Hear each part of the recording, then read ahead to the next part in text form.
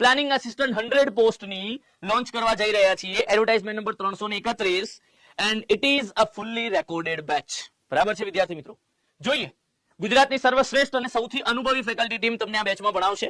Okay, કોણ ભણાવશે ભાઈ? તો જનરલ સ્ટડીઝના જે 90 માર્ક્સ છે એ વેબ સંકુલની ધુરંધર ફેકલ્ટીઝ જોડે છે, અને જે તમારા ટેકનિકલના 120 માર્ક્સ છે એ મારી જે આખી ટીમ છે ફેકલ્ટી ટીમ એમની પાસે છે.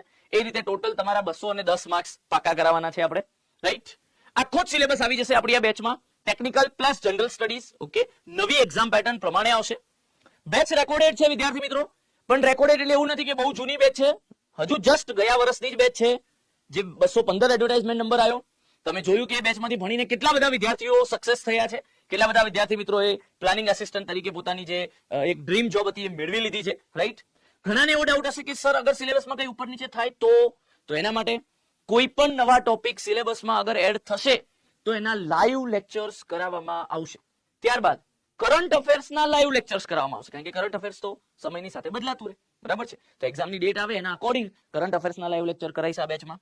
અને ઓટોકેડ, બીઆઈએમ જેવા જે ટોપિક્સ છે એના પણ લેક્ચર્સ આ બેચમાં ઓલરેડી છે જ, બરાબર ને? ગઈ વખતે આપણે કરાયેલા જ છે.